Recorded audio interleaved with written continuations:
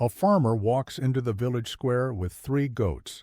He needs grain, but the grain merchant needs copper, and the coppersmith needs cloth, and the weaver is already drowning in goats. By sunset, the farmer walks home empty-handed. His children will go hungry tonight. This happened 10,000 years ago, and it's the reason you have money in your pocket right now. The year is roughly 9,000 BCE. Humanity has just figured out how to grow food instead of hunting it. We call this the agricultural revolution, but what it really was the moment human beings began to stand still. We built villages, we specialized. And for the first time in history, we had surplus, extra grain, extra tools, extra pottery, extra animal hides. Barter seemed like the obvious solution. You have what I need, I have what you need. We trade. Simple, direct, no middleman. It worked beautifully when your neighbor had 12 chickens and you had wheat. 1 chicken for 1 sack of wheat. Everyone smiles, everyone eats. But here's what the history books don't tell you. Barter didn't fail because it was a bad idea. It failed because trust doesn't scale. Imagine you're a sandal maker in ancient Mesopotamia around 3500 BCE. You've spent 2 days crafting a beautiful pair of leather sandals. You need barley for your family. You walk to the market and find a farmer with barley. Perfect. Except he doesn't need sandals. His feet are fine. He needs a new clay pot. So you find the potter. The potter does need sandals, but he won't trade a pot for them. Pots take longer to make, he says. He wants 2 pairs. You don't have 2 pairs. You'd need to spend 4 more days making another pair just to get a pot you don't even want, so you can trade it for barley. This wasn't an occasional inconvenience. This was every single day. Economists call this the double coincidence of wants. But that sterile phrase doesn't capture the quiet desperation of it. A mother watching her children go hungry because she couldn't find someone who both had bread and wanted rope. A craftsman, his entire week of work becoming worthless because no one in the village needed his particular skill at that particular moment. A sick child dying because the healer wanted lamb, and all you had was linen. Trust in the barter system didn't break loudly. It eroded slowly, transaction by failed transaction. The first crack appeared when communities grew larger than 100 people. In a small tribe, everyone knows everyone. You trust that the fisherman will remember he owes you 3 baskets of fish next season. You trust he'll still be there. You trust his word, but in a village of 500 people, 1,000, trust becomes anonymous, and anonymous trust is fragile. People tried to solve it. They created elaborate systems of credit and debt.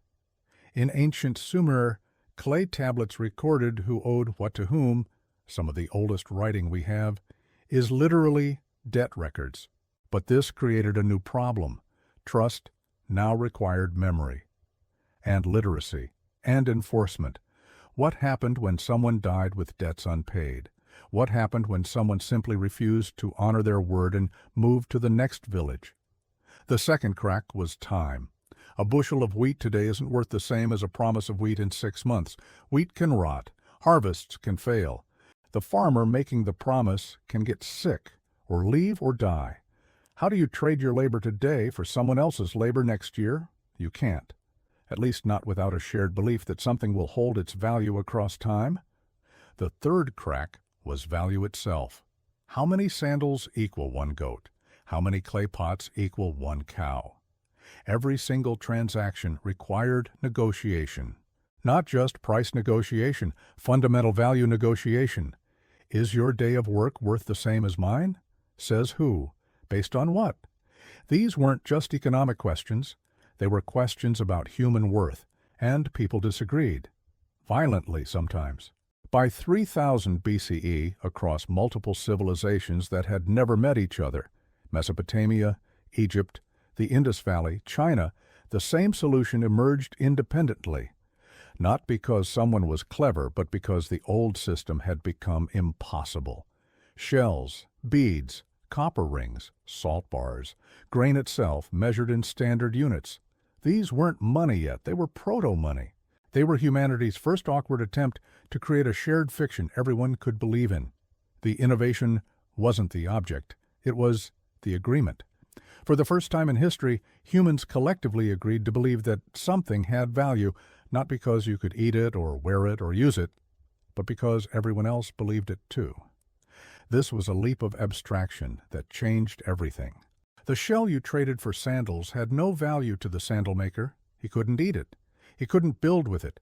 But he took it anyway, because he trusted that tomorrow someone else would take it from him. That trust, that leap into collective fiction, is what money actually is. The Lydians in ancient Anatolia took it further around 600 BCE. They created the first standardized coins, lumps of electrum, a natural alloy of gold and silver, stamped with the king's seal. The stamp meant something profound. This coin is worth exactly this much, guaranteed by the state's authority, and anyone who refuses it or debases it will face the king's punishment. Trust was no longer person to person. It was centralized, institutionalized. And for the first time, that trust worked across vast distances. A merchant in Sardis could trade with a merchant in Athens without ever meeting, without negotiating value, without worrying about double coincidences of wants. The coin was a frozen promise, a transportable trust. But here's the darker lesson, the one that echoes through every financial crisis in human history. The moment we created money, we created the possibility of monetary betrayal. Barter could fail you personally. You couldn't find a trade, but money could fail entire civilizations at once. Because money is fundamentally a shared belief, and shared beliefs can shatter. The Romans figured this out the hard way. As their empire expanded, they needed more coins, but there was only so much gold and silver. So they started adding cheaper metals, copper, tin, lead. Each coin looked the same on the outside, but was worth less and less on the inside. The trust people placed in the emperor's stamp slowly curdled into suspicion. Merchants began weighing coins, refusing ones that felt too light. By the 3rd century CE, Roman coins had lost 90% of their silver content. Prices exploded. Soldiers demanded payment in food instead of coins. The monetary system, and eventually the empire itself, collapsed not from conquest, but from broken trust. The same pattern repeats across history. Chinese paper money in the 13th century abandoned after massive overprinting. The French assignats in the 1790s, becoming worthless within 5 years. The German Papiermark in 1923, when a wheelbarrow of cash couldn't buy a loaf of bread. Zimbabwe in 2008. Venezuela today. Different centuries, different governments, identical cause. The moment those in control of money stopped honoring the trust people placed in it. So what are the timeless lessons? First, money is not a thing, it's a relationship. Specifically, it's a trust relationship between everyone using it. The paper in your wallet isn't valuable. The agreement that it's valuable is valuable, and agreements can break. Second, the death of money is never sudden. It's gradual. It starts with small debasements, tiny inflations, minor breaches of trust that seem reasonable in the moment. We just need a little more money to fund the war. The roads, the palace, it's temporary. But trust, once chipped away, doesn't grow back easily, and erosion always accelerates before the collapse. Third, barter didn't fail because money was invented. Money was invented because barter failed. Humanity didn't stumble into currency by accident. We were forced to create it because trust between individuals couldn't scale to the size of our ambitions.